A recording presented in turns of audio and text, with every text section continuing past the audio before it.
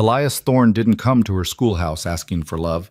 He came asking for survival, a rancher with blood on his hands and enemies circling his land like wolves. And Clara?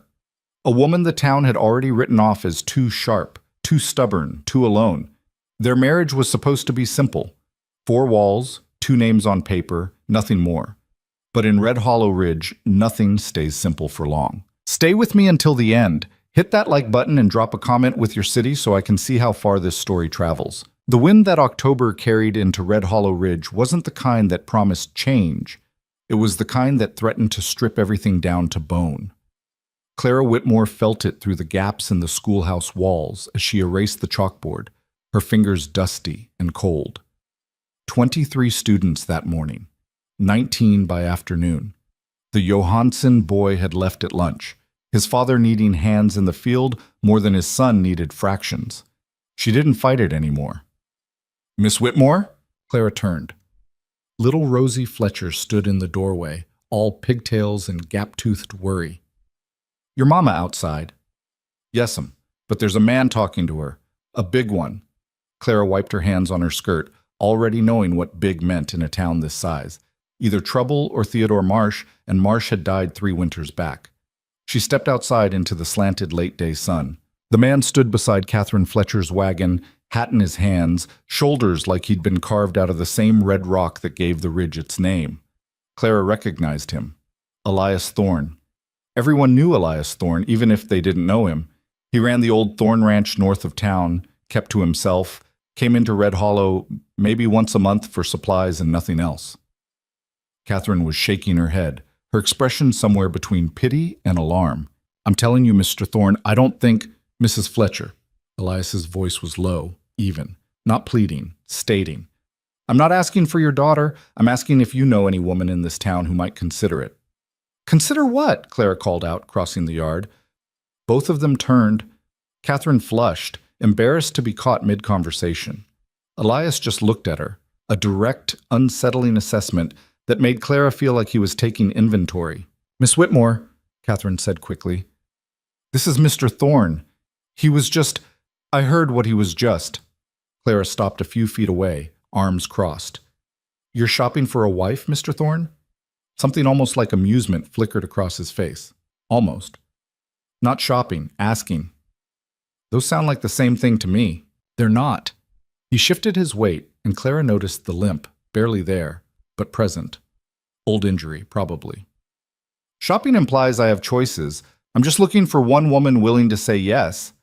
Catherine made a small, mortified sound. "Mr. Thorne, really, why?" Clara cut in. She didn't know why she was engaging, except that the audacity of it had snagged her attention like a burr. "Why do you need a wife before winter?" Elias looked at her for a long moment. His eyes were dark. Not brown, not quite black, but something in between. Tired eyes. The kind that had seen too much and stopped flinching. "Because I can't run that ranch alone anymore," he said, "and because I'm tired of coming home to nothing." The honesty of it hit harder than Clara expected. No poetry, no romance. Just exhaustion. Catherine cleared her throat. "Well, I should— Rosie, come on, sweetheart. We need to get home before dark." She gave Clara a look that said, "Don't do anything stupid," and climbed into her wagon. Clara watched them leave, dust rising behind the wheels. When she turned back, Elias was still standing there. "You didn't answer my question," she said. "You didn't ask one." "I asked why." "And I told you." Clara uncrossed her arms, suddenly aware of how thin her shawl was, how the wind cut right through it. "Let me rephrase. Why are you telling random women in the street that you need a wife? Don't you have, I don't know, family, friends, someone who might actually want to marry you?" "No." The bluntness of it would have been funny if it weren't so bleak. "No family or no friends?" "Both." Clara studied him, really looked this time. He was probably 35, maybe older, hard to tell with men who worked outdoors. His face was weathered, scarred along the jawline, and his hands were the hands of someone who'd spent a lifetime gripping reins and hammers and rifle stocks. He wasn't handsome, not in any conventional sense, but there was something solid about him, immovable. "Why me?" she asked. "I didn't say you." "You're still standing here." Elias's mouth twitched, not quite a smile. Mrs. Fletcher said you were smart. Mrs. Fletcher talks too much. She also said you were alone. The words landed like a slap, and Clara felt her spine stiffen. I'm not. You live in that boarding house on 3rd Street. You teach school 6 days a week. You eat dinner by yourself every night at the same table in the same corner. You walk home alone. You wake up alone. He said it all without malice, just observation. That's alone, Miss Whitmore. Clara's throat tightened. She wanted to argue, to tell him he didn't know anything about her life, but the truth was suffocating. He was right, every single word. And you think marriage to a stranger fixes that? I think it's better than dying alone. She laughed, a short, bitter sound. That's your proposal? Marry me or die alone. It's not a proposal, it's a fact. He turned his hat over in his hands, and Clara noticed how worn the brim was, how carefully he held it. I'm not offering you love, Miss Whitmore. I'm not offering you romance or poetry or whatever it is women want. I'm offering you a roof that doesn't leak, food that isn't rationed, and a partnership. You help me keep that ranch running, and I make sure you never have to worry about where your next meal comes from. How generous. It is, actually. No defensiveness, just certainty. I know what I'm offering isn't much, but it's more than what you have now. Clara opened her mouth to tell him to go to hell, to take his pragmatic little proposal and shove it straight into the dirt. But the words stuck. Because he was right. Again. She had a rented room barely big enough for a bed and a wash basin. She had a teaching salary that evaporated the moment the town decided they couldn't afford her anymore. She had 33 years of life and nothing permanent to show for it. I don't even know you, she said, hating how weak it sounded. You'd know me better than most wives know their husbands on their wedding day. That's not saying much. No, Elias agreed. It's not. The wind picked up again, rattling the schoolhouse shutters. Clara pulled her shawl tighter. What if I say no? Then I ask someone else. And if everyone says no? Elias looked toward the horizon, where the sun was starting to dip behind the ridgeline. Then I figure it out myself. There was no bitterness in his voice, no self-pity, just acceptance. And somehow, that was worse than if he'd begged. Clara swallowed hard. I need time to think. How much time? A day, maybe 2. Elias nodded once, sharp and final. I'll be at the Mercantile tomorrow at noon. If you want to talk more, find me there. He put his hat back on, tipped it slightly. Miss Whitmore. He walked away before she could respond, his limp just barely visible in his gait. Clara stood there until he disappeared around the corner, her heart hammering in a way that had nothing to do with fear and everything to do with the terrifying possibility that she might actually say yes. That night, Clara couldn't sleep. She lay in her narrow bed, staring at the water-stained ceiling of her rented room, replaying the conversation over and over. The audacity of it. The sheer, unvarnished practicality. No flowers, no courting, no pretense. Just, I need help, you need security, let's make a deal. It should have been insulting. Instead, it felt like the first honest thing anyone had said to her in years. Clara rolled onto her side, pulling the thin blanket up to her chin. The room was cold. Always cold. Mrs. Brennan, the boarding house owner, was stingy with firewood, claimed it was too expensive to waste on boarders who only rented by the month. Clara had stopped arguing about it last winter. She thought about Elias's words. A roof that doesn't leak. Food that isn't rationed. Simple things. Basic things. The kind of things she'd stopped hoping for somewhere along the way. When had that happened? When had she become the kind of woman who'd given up on wanting more? Probably the same time the town had decided she was too old, too plain, too independent to be worth courting. Clara had never been a beauty. She knew that. Passably attractive on a good day, forgettable on most others. Brown hair, brown eyes, a nose slightly too sharp, and a mouth that smiled less than it should. She'd had suitors once, back when she was younger. A banker's son who'd moved to Denver. A farmer who'd decided he wanted someone softer. A preacher who'd told her she asked too many questions. After a while, she'd stopped waiting for someone to choose her. And then she'd stopped wanting to be chosen at all. But this wasn't being chosen. This was being asked. And somehow, that felt different. Clara sat up, rubbing her face. This was insane. She couldn't actually be considering it. Could she? She got out of bed, paced the tiny room, 3 steps one way, 3 steps back. Her mind churned through every argument, every reason to say no. He's a stranger. But so was every man who'd ever married a mail-order bride, and half the town had those stories in their family trees. You don't love him. Love was a luxury. Survival wasn't. What if he's cruel? What if he wasn't? Clara stopped pacing. She thought about the way he'd stood in the street, hat in his hands, offering her the ugliest, most honest proposal she'd ever heard.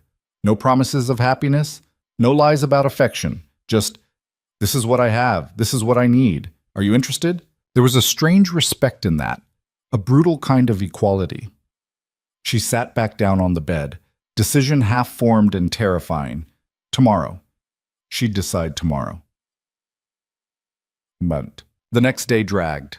Clara taught her lessons on autopilot, her mind elsewhere. The children noticed. Tommy Brennan asked twice if she was feeling all right, and even little Rosie gave her a concerned look during arithmetic. By 11:30, Clara couldn't stand it anymore. She dismissed class early, ignoring the surprised faces, and walked toward the mercantile with her heart in her throat. The town was busy for a weekday. Wagons lined the street, women clustered near the general store, men gathered outside the saloon. Clara kept her head down, avoiding eye contact. The last thing she needed was someone stopping her to chat. The mercantile smelled like leather and tobacco and coffee beans. Clara stepped inside, blinking as her eyes adjusted to the dimmer light. Elias was there, standing near the back counter, talking to Mr. Paulson about nails. He glanced up when she entered, and something in his expression shifted. Not quite relief, but close. Clara walked over, her hands gripping her shawl so tightly her knuckles ached. Mr. Thorne? Miss Whitmore. He turned to Mr. Paulson. I'll take 20 pounds of the 3-inch. Put it on my account. Paulson nodded, disappearing into the storeroom. Elias looked at her, waiting. Clara took a breath. If I say yes, and I'm not saying I am, but if I did, what would that actually look like? We'd marry within the week. You'd move to the ranch. We'd work it together. And sleeping arrangements? Separate rooms, unless you want otherwise. Clara blinked. You'd separate rooms? This isn't about forcing you into anything, Miss Whitmore. It's about partnership. If that changes later, fine. If it doesn't, also fine. She stared at him, trying to find the catch, the hidden cruelty. But his face was just steady, calm. Why are you being so reasonable about this? Because I'm not an animal. He said it simply, like it was obvious. I need help running a ranch. That doesn't mean I need a woman who's terrified of me. Clara felt something loosen in her chest, some knot of fear she hadn't realized she was carrying. What about the town? People are going to talk. People already talk. About me or about you? Both. Fair point. Paulson came back with the nails, and Elias paid. Clara waited, her pulse hammering, until they were outside again. The street was quieter now, most people having moved on to lunch or other errands. Elias walked a few steps away from the mercantile, and Clara followed. I'm not good at this, she said suddenly. At being domestic, at being what a wife is supposed to be. I can't cook fancy meals. I don't sew well. Can you read? The question caught her off guard. What? Can you read and write? Yes, of course. Can you handle numbers, bookkeeping? Yes, I manage the school's budget. Then you're more useful than half the women in this town. He leaned against the mercantile's porch railing, looking at her directly. I don't need fancy meals, Miss Whitmore. I need someone who can help me keep records, manage supplies, notice when something's wrong with the animals. I need a partner who can think. If you can do that, the rest doesn't matter. Clara felt her throat tighten again, but this time it wasn't fear. It was something dangerously close to hope. Why me? She asked again. Really? There have to be other women. There aren't. He cut her off, not unkindly. Not ones who'd say yes to this kind of arrangement, and not ones I'd trust to hold their ground when things get hard. You don't even know me. I know you didn't flinch yesterday when I told you what I was asking for. I know you didn't run. I know you're standing here now asking questions instead of just saying no. He straightened. That's enough. Clara's hands were shaking. She clasped them together, trying to steady herself. If I do this, she said slowly, I need your word that you won't hurt me. or force me into anything. You have it. Just like that? Just like that. She searched his face, looking for dishonesty, for any sign that this was a trap, but all she saw was exhaustion and a strange, fragile sincerity. Okay, she heard herself say. Okay, I'll do it. Elias didn't smile, didn't celebrate. He just nodded once, like they'd finalized a business contract. We'll marry Saturday. That gives you 4 days to settle your affairs. Saturday? Clara's voice cracked. That's 3 days from now. Winter's coming fast. The longer we wait, the harder it gets. He was right. She hated that he was right. Fine. Saturday. Elias extended his hand. Clara stared at it for a moment, then shook it. His grip was firm, calloused, warm. Thank you, Miss Whitmore. Clara, she said quietly. If we're doing this, you should call me Clara. Clara. He tested the name like he was getting used to the shape of it. Elias. I know. A corner of his mouth lifted, barely, but it was there. Yeah, I guess you do. They stood there for another moment, two strangers who'd just agreed to bind their lives together, and then Elias tipped his hat and walked away. Clara watched him go, her heart racing, her hands still shaking. What the hell had she just done? So, the next 3 days passed in a blur. Clara gave notice at the boarding house. Mrs. Brennan clucked her tongue and said something about hasty decisions and reputation, but Clara didn't care. Let the woman talk. Let the whole town talk. She packed her belongings, laughably few. 2 dresses, a spare skirt, a coat, some undergarments, her books. Everything fit into a single trunk and a carpet bag. Catherine Fletcher came by on Friday, her face pinched with worry. Clara, are you sure about this? No, Clara admitted, but I'm doing it anyway. People say he's cold, difficult. People say I'm a spinster with no prospects. People say a lot of things. Catherine sighed, sitting on the edge of Clara's bed. I just don't want you to get hurt. I'm already hurt, Catherine. I've been hurt for years. This might be different, or it might not, but at least it's a choice I'm making. Catherine reached over, squeezing her hand. If he mistreats you, he won't. You don't know that. No, Clara agreed. But I'm choosing to believe it anyway. Yeah. Saturday came too fast and not fast enough. The ceremony was brief, held in the town clerk's office with 2 witnesses, Mr. Paulson and a woman Clara didn't know. The clerk read the vows in a monotone, and Clara repeated the words, her voice steady even though her hands weren't. Elias said his part clearly, no hesitation. They signed the papers. And just like that, Clara Whitmore became Clara Thorne. Afterward, Elias loaded her trunk into his wagon. Clara climbed up beside him, and they left Red Hollow Ridge behind without ceremony. The ranch was an hour's ride north, and neither of them spoke much. Clara watched the landscape shift, scrub brush giving way to rocky outcroppings, the occasional cluster of juniper trees. The land was harsh, unforgiving, beautiful in a stark, brutal way. That's the property line, Elias said, pointing to a stretch of fencing. 300 acres, most of it grazing land. Clara nodded, taking it in. The house appeared as they crested a low hill, a sturdy structure, wood and stone, with a wide porch and a chimney that looked recently repaired. It wasn't large, but it was solid. Elias pulled the wagon to a stop. Home. Clara climbed down, her legs unsteady. Home. The word felt foreign. Elias grabbed her trunk. I'll show you your room. He led her inside. The house was clean but sparse. Functional furniture, no decoration. A stone fireplace dominated one wall of the main room, and a narrow staircase led to the second floor. Bedrooms upstairs, Elias said. First door on the left. Mine's on the right. Clara followed him up. The room he showed her was small but decent. A bed, a dresser, a window overlooking the eastern pasture. Simple, clean. I'll leave you to settle in, Elias said, setting her trunk down. Supper's at 6. I'll make something. He left before she could respond. Clara sat on the bed, the mattress creaking under her weight, and looked around her new room, her new life. She'd done it. She'd actually done it. And she had no idea if it was the bravest thing she'd ever done or the most foolish. Yet, supper was stew, simple but edible. They ate in silence, the only sound the scrape of spoons against bowls. Afterward, Elias washed the dishes while Clara dried. It felt strange, this quiet domestic, not uncomfortable. "I'll show you the ranch tomorrow," Elias said, hanging up the dishcloth. "You should know where everything is." "All right," he paused, looking at her. "You holding up okay?" Clara almost laughed. "I married a stranger and moved to a ranch in the middle of nowhere. How do you think I'm holding up?" "Fair enough." He almost smiled. Almost. "But you're still here. Where else would I go?" "Plenty of women would have run by now." Clara met his eyes. "I'm not plenty of women." "No," Elias said quietly. "You're not." They stood there for a moment, and Clara felt something shift. Subtle, fragile, but real. Maybe this could work. Maybe it couldn't. But for the first time in years, Clara felt like she was standing on solid ground.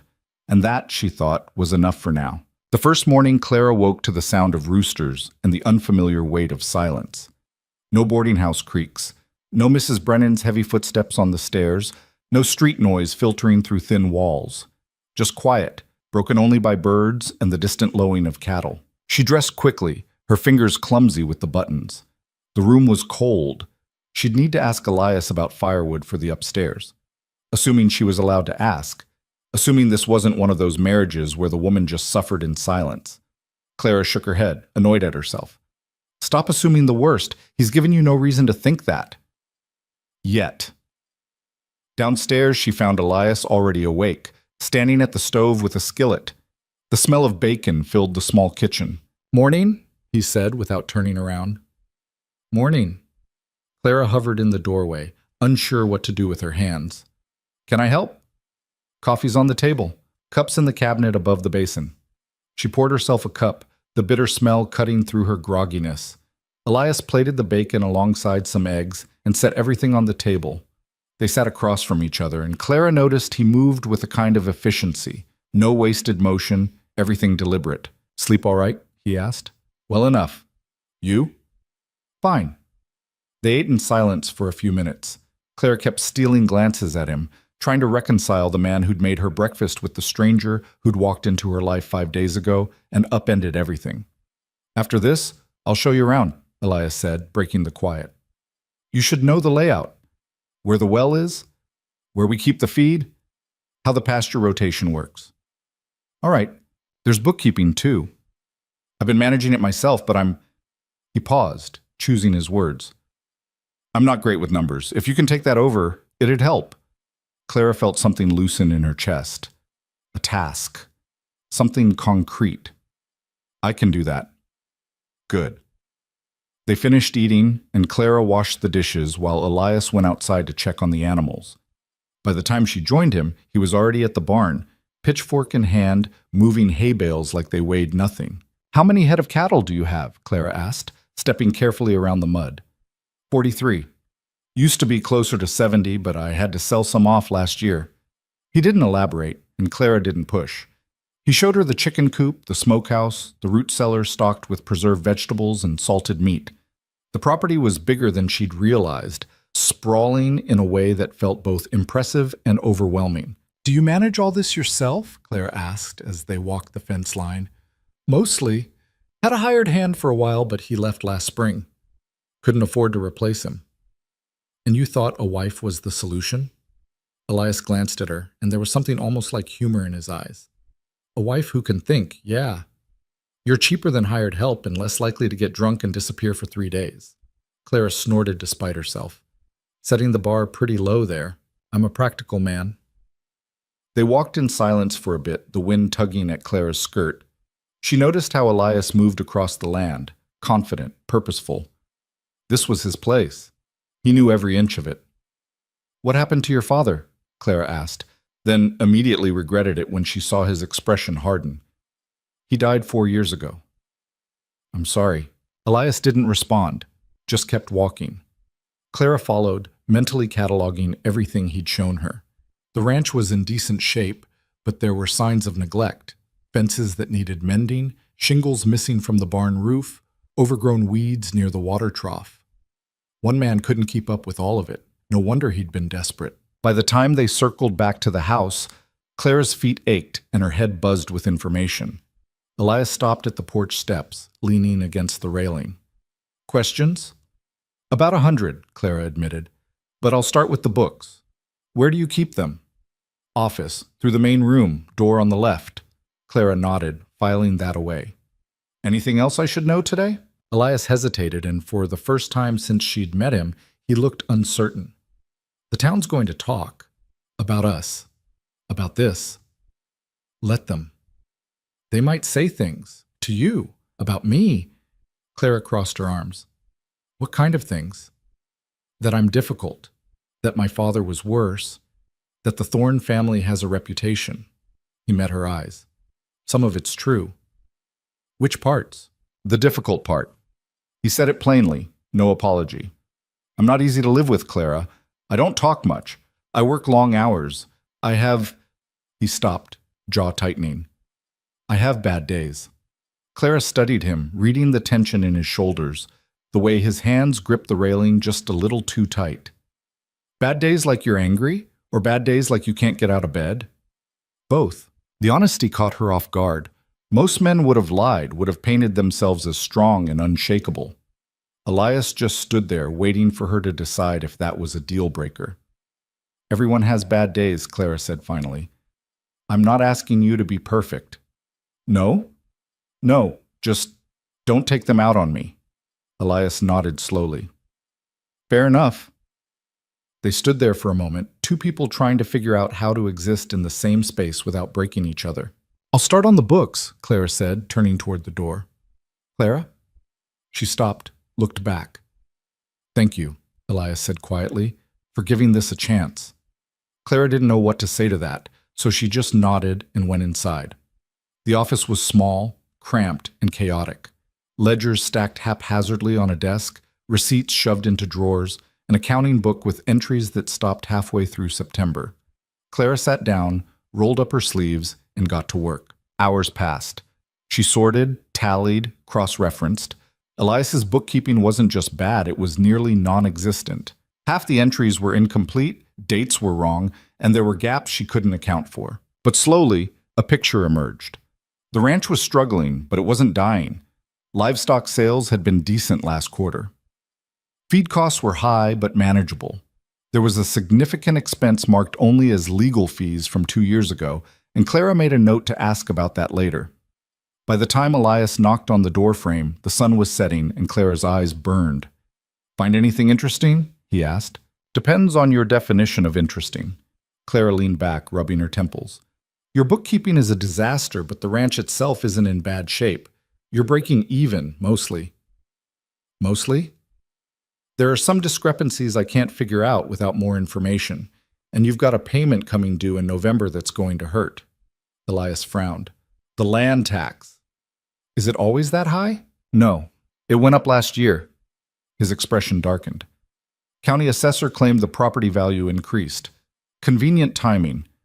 Clara heard the edge in his voice and filed it away. I can work with this. It'll take a few days to get everything sorted, but I can do it. Good. Elias shifted his weight. Supper's ready, if you're hungry. Clara followed him to the kitchen, where he'd laid out a simple meal: bread, cheese, leftover stew.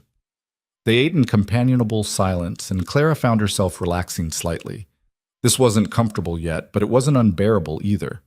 After supper, Elias retreated to the porch with a pipe, and Clara cleaned up. She found a rhythm in the work: scrape, wash, dry, stack. Simple, predictable. She was drying the last plate when she heard voices outside, male voices, plural. Clara set the plate down and moved to the window. 2 men on horseback had pulled up to the porch. One was older, broad-shouldered, with a thick gray beard. The other was younger, lean, with a smile that didn't reach his eyes. Elias stood at the top of the porch steps, his posture rigid. "Thorne," the older man said. "Heard you got yourself hitched." "Word travels fast, Hale." Hale. Clara's stomach tightened. She didn't know the name, but the way Elias said it made her uneasy. "Just being neighborly," Hale said, his tone pleasant in a way that felt like a threat. "Wanted to congratulate you. Consider it done. Now get off my property." The younger man, Hale's son, Clara guessed, laughed. "That's gratitude for you. We ride all the way out here, and this is the welcome we get.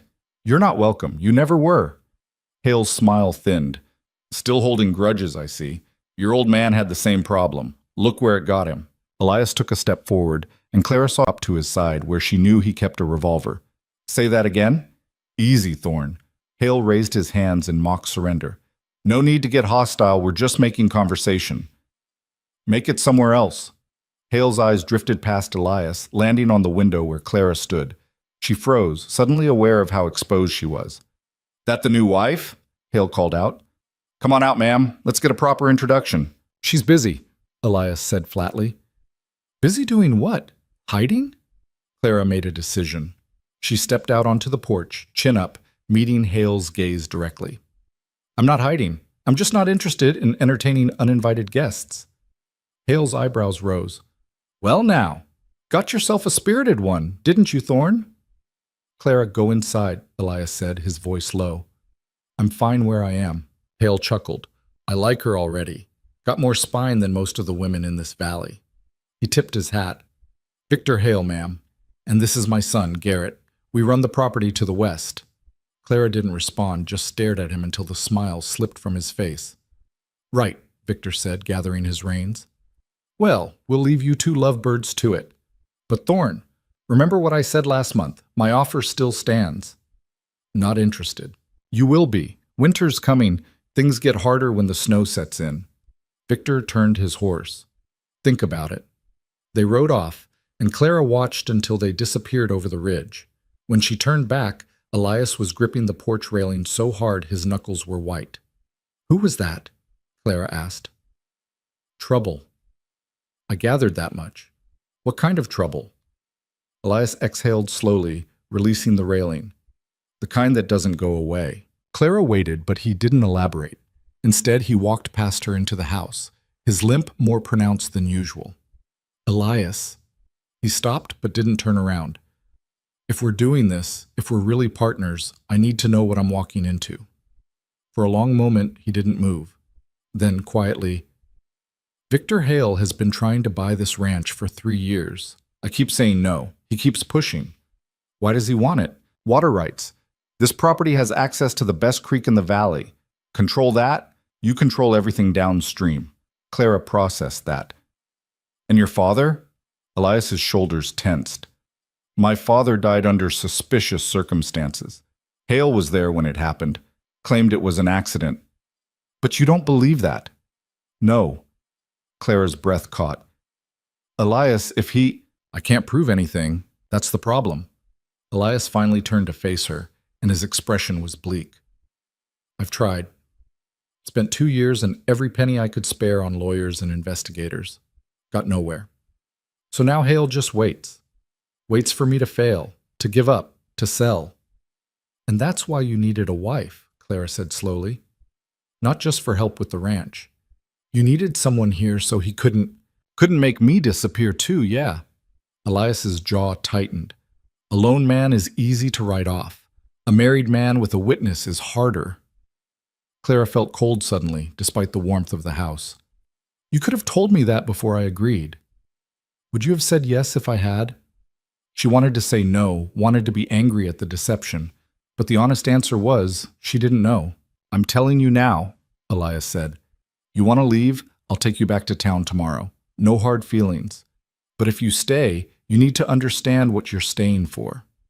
Clara looked at him, really looked, saw the exhaustion, the fear he was trying to hide, the desperation underneath all that stoic practicality. Does he know we're not... She paused, searching for the right words. That this isn't a real marriage? He suspects. That's why he came tonight, testing. Then we make him believe it is, Clara said, surprising herself with the certainty in her voice. Elias blinked. What? You said you needed a witness, someone to make this look legitimate, so that's what I'll be. She crossed her arms. I didn't come here to run at the first sign of trouble, and I'm not about to let some land-grabbing murderer think he can intimidate me. Something shifted in Elias's expression. Gratitude, maybe, or relief. You sure? No, but I'm doing it anyway. Elias almost smiled. You keep saying that. Maybe I'll start meaning it eventually. This time he did smile, just barely, just for a second. But it was there. The days that followed fell into a rhythm. Clara worked on the books in the mornings, learning the patterns of income and expense. Afternoons, she helped Elias with ranch work, feeding animals, mending fences, hauling water. The labor was hard, harder than teaching ever was, and Clara went to bed every night with aching muscles and blistered hands. But there was something satisfying about it too. Something tangible. At the end of the day, she could see what she'd accomplished: a repaired gate, a clean stall, a balanced ledger. Elias was a patient teacher, showing her how to check cattle for illness, how to tell when hay was molding, how to read the weather by the way the clouds moved. He didn't hover or condescend. He just explained things once and trusted her to remember. They talked more than Clara expected. Not deep conversations, but small exchanges, observations about the animals, complaints about the weather, dry commentary on the town gossip that filtered out to them through supply runs. Clara learned that Elias hated potatoes, but would eat them without complaint if that's what she made. That he read, though not often, preferring books about history and engineering. That he'd served briefly in the army before his father's health declined, and he'd come home to run the ranch. She learned that he was quiet, not because he was cold, but because he was careful. Every word measured, every emotion contained. It should have been suffocating. Instead, Clara found it oddly comforting. There was no guessing with Elias. He said what he meant, and he meant what he said. 2 weeks in, Clara woke to find frost on the windows and Elias already gone. She dressed quickly, shivering, and found a note on the kitchen table, writing the north fence. Back by noon. She made coffee, ate leftover bread, and settled into the office to finish reconciling October's accounts. The numbers were starting to make sense now, patterns emerging. The ranch could be profitable, would be, if they could just get through the winter without major expenses. Clara was deep in calculations when she heard hoofbeats. She glanced at the clock. Too early for Elias. She moved to the window and saw 3 riders approaching, Victor Hale and 2 men she didn't recognize. Clara's pulse quickened. She stepped onto the porch, keeping her expression neutral. "Mr. Hale." "Mrs. Thorne?" Victor dismounted, all false politeness. "Is your husband home?" "He's out working. Can I help you with something?"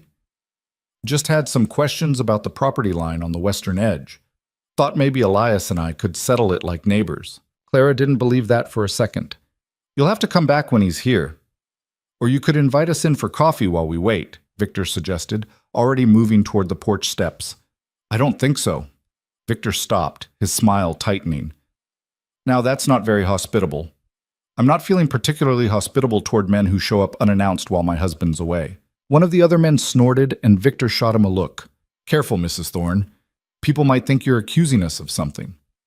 "I'm not accusing you of anything. I'm just stating a fact." Clara crossed her arms. "You can wait out there if you'd like, but you're not coming in this house." Victor's expression darkened. "Your husband know you talk to people like this?" "My husband knows exactly how I talk to people. Now, are you waiting or leaving?" For a moment, Clara thought he might push it. But then Victor smiled, a cold, calculating expression that made her skin crawl. "We'll leave. For now." He climbed back onto his horse. "But you tell Elias we need to have that conversation. Soon." "I'll pass it along." Victor tipped his hat, mocking. "Pleasure, Mrs. Thorne." They rode off, and Clara stood on the porch until they were out of sight. Only then did she let herself shake. When Elias returned an hour later, she was in the kitchen, chopping vegetables with more force than necessary. "You all right?" he asked, reading her tension immediately. Hale came by.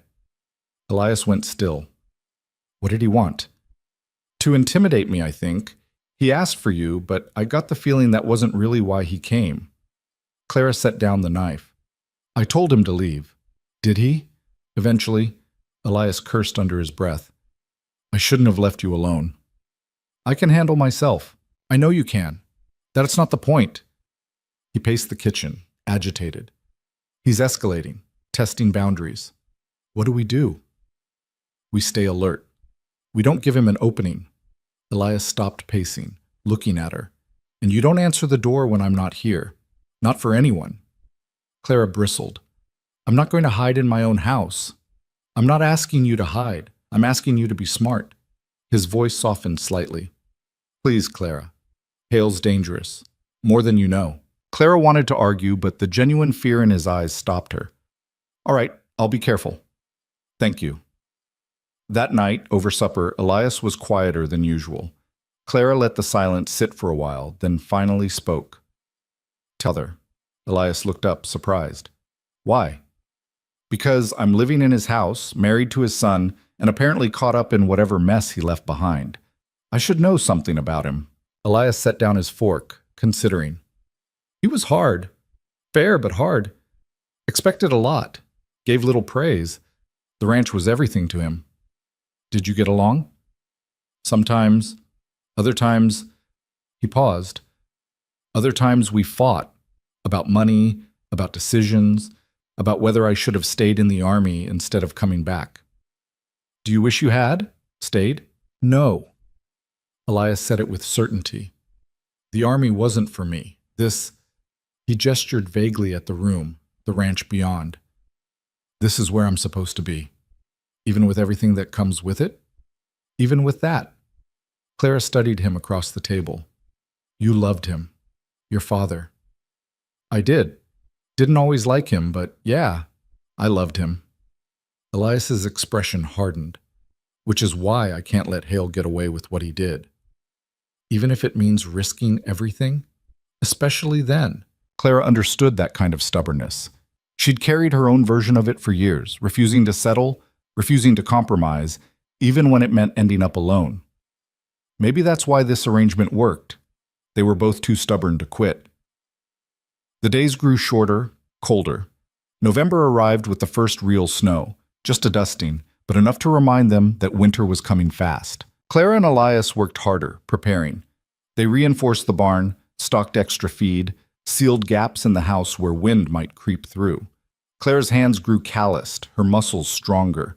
She stopped waking up sore. And slowly, carefully, they learned how to exist together. Elias started leaving coffee ready for her in the mornings. Clara made sure his favorite mug was always clean. Small gestures, nothing dramatic, but they added up. One evening, Clara came downstairs to find Elias building a fire in the main room. She sat in the worn armchair nearby, watching the flames catch. This is nice, she said without thinking. Elias glanced over. What is? This. The fire, the quiet, She struggled to articulate it. It's nice not being alone. Elias was silent for a moment, then, yeah, it is. They sat there together, not touching, not talking, just sharing the space. And for the first time since arriving, Clara felt something that might have been contentment. It didn't last. 3 days later, Elias came back from town with his jaw clenched and his shoulders tight. What happened? Clara asked immediately. Hales filed a complaint with the county. Claims our cattle are grazing on his land. Are they? No. The fence line's clear. He's lying. So we prove it. It's not that simple. He's got influence. Friends in the assessor's office, connections with the sheriff. My word against his doesn't mean much. Clara felt anger rising, hot and sharp. Then we get proof he can't dispute. Witnesses, surveys, whatever it takes. That costs money we don't have. Then we figure it out. Clara grabbed the ledger from the office, flipping through pages. We cut costs somewhere. We sell something. Clara. Elias's voice was gentle, which somehow made it worse. We're barely breaking even as it is. There's nothing to cut. So what? We just let him win? I didn't say that. Then what are you saying? Elias rubbed his face, exhausted. I'm saying this is going to get worse before it gets better, and I need you to be prepared for that. Clara set down the ledger, her hands trembling with frustration. I'm not afraid of hard. I know, but there's hard, and then there's... He stopped, searching for words. If this goes the way I think it will, Hale's going to come at us with everything he's got.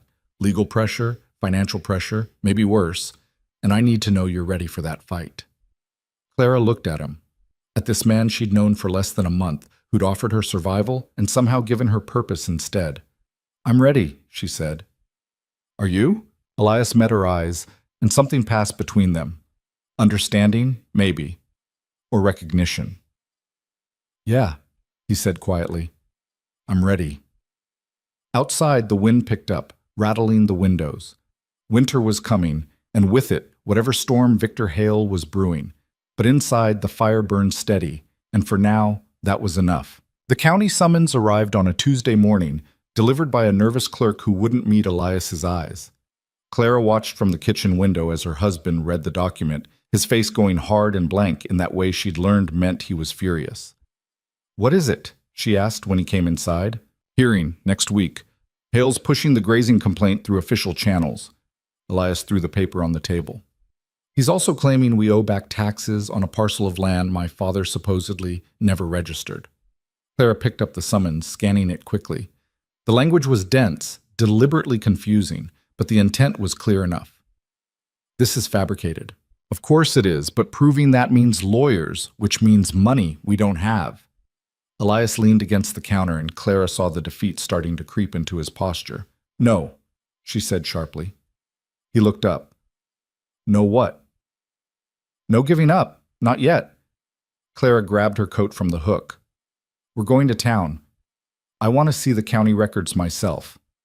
"Clara, if Hale forged documents, there'll be inconsistencies. Dates that don't match, signatures that look wrong, something. I've been doing your books for a month now. I know what legitimate paperwork looks like." Elias studied her for a moment, then pushed off the counter. "All right, let's go." The ride to Red Hollow Ridge took an hour, and neither of them spoke much. Clara used the time to think, running through possibilities. Hale was arrogant. Men like that always were. Arrogance bred carelessness. There had to be a mistake somewhere, something he'd overlooked. The county clerk's office was a cramped room in the back of the municipal building, presided over by a thin man with ink-stained fingers who introduced himself as Mr. Pemberton. He looked uncomfortable the moment Elias walked in. "Mr. Thorne, I heard about the summons. I'm sorry, I just processed the paperwork. We're here to review the land records," Clara interrupted smoothly. "Specifically, the parcels associated with the Thorne Ranch." Pemberton blinked at her. "I'll need authorization." "My husband owns the property. I'm his wife. That's all the authorization you need." Clara smiled, but there was steel underneath it. "Unless there's some reason you don't want us looking at public records." "No, of course not. Pemberton fumbled with his ledger. "Give me a moment." He disappeared into a back room, and Clara heard him moving things around, muttering to himself. Elias leaned close to her. "You're terrifying when you want to be." "Good. Someone should be." Pemberton returned with an armful of documents, spreading them across the counter. "These are all the registered parcels under the Thorne name. If you need anything else, we'll let you know," Clara said, already pulling the papers toward her. She worked methodically, cross-referencing dates and signatures, comparing the records to the copies Elias had brought from the ranch. Most of it matched.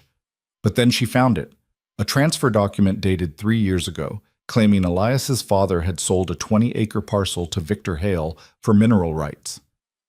"This," Clara said, pointing. "Did your father ever sell any land to Hale?" "Never. He wouldn't have." Clara examined the signature. "This is supposed to be your father's handwriting." Elias looked, and his expression went dark. "That's not his signature. Look at the T in Thorne. My father always looped it. This one's angular." "Mr. Pemberton," Clara called out. "When was this document filed?" The clerk hurried over, squinting at the paper. 3 years ago, October 15th. "And who filed it?" "It doesn't say. Sometimes people send documents by courier, or there has to be a record of who submitted it." Pemberton looked increasingly uncomfortable. "I'd have to check the intake logs. Those are stored in the basement. It would take time." "We have time," Clara said flatly. It took Pemberton nearly an hour to locate the right logbook, and when he finally brought it up, Clara saw him hesitate before handing it over. "What?" she asked. "It's just, well, you'll see." Clara opened the log and found the entry. October 15th, 3 years ago. The document had been filed by Garrett Hale, Victor's son. And in the notes column, someone had written, "Verified by V. Hale, witnessed by Sheriff Monroe." "The sheriff witnessed this?" Clara's voice was sharp. "Apparently," Pemberton said weakly. "Look, I just keep records. I don't verify authenticity." "Who was sheriff 3 years ago?" "Same as now, Thomas Monroe." Elias made a sound somewhere between a laugh and a curse. "Of course. Monroe's been in Hale's pocket for years." Clara's mind raced. A forged document, witnessed by a corrupt sheriff, filed by Hale's own son. It was blatant, almost insultingly so. But without a way to prove the signature was forged, it was also ironclad. "Can we get a copy of this?" Clara asked Pemberton.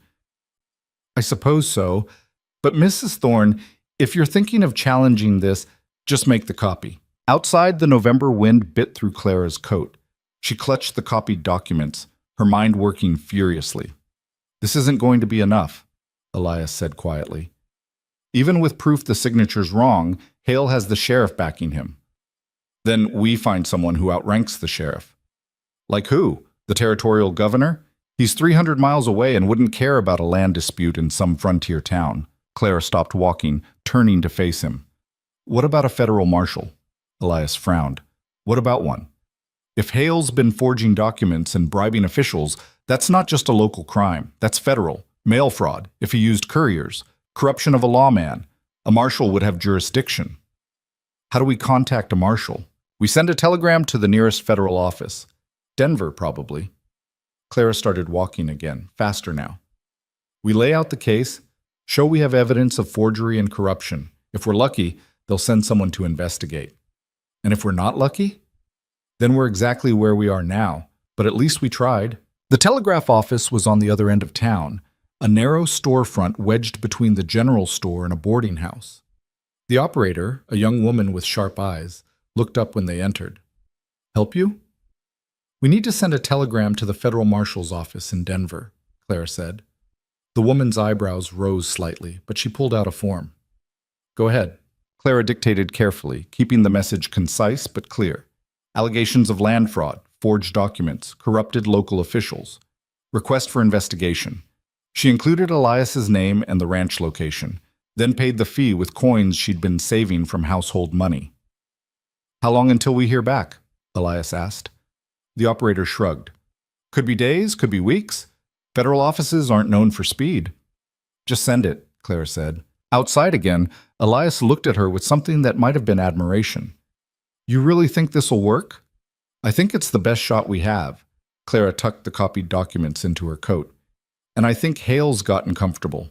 Men like that always do. They start to believe they're untouchable." "He might be, in this county anyway." "Then we make sure this doesn't stay in this county." They rode back to the ranch in silence, but it felt different now. Less defeated, more determined. Clara had spent too many years being powerless, watching things happen to her instead of making things happen. She wasn't about to go back to that. The week leading up to the hearing was tense. Clara continued working the books, but now she was also documenting everything, every inconsistency, every suspicious transaction, every piece of evidence that might support their case. Elias worked the ranch harder than ever, as if physical labor could ward off what was coming. At night, they sat by the fire and talked strategy. Where Hale might be vulnerable. What questions Clara should ask if she got the chance to speak at the hearing. Whether they should hire a lawyer, even if it meant going into debt. "I don't trust lawyers," Elias said one evening. "The one I hired after my father died took my money and did nothing." "Not all lawyers are useless." "No, just the ones I can afford." Clara didn't argue. She understood the bitterness. Instead, she asked, "Tell me exactly what happened, the day your father died." Elias was quiet for so long she thought he might not answer. Then, "He was fixing the north fence. Same fence I was riding when Hale came by that day. His horse came back without him around sundown. I went looking, found him at the bottom of a ravine, neck broken. And Hale was there? Not when I found him, but earlier that day someone saw them arguing near that fence line.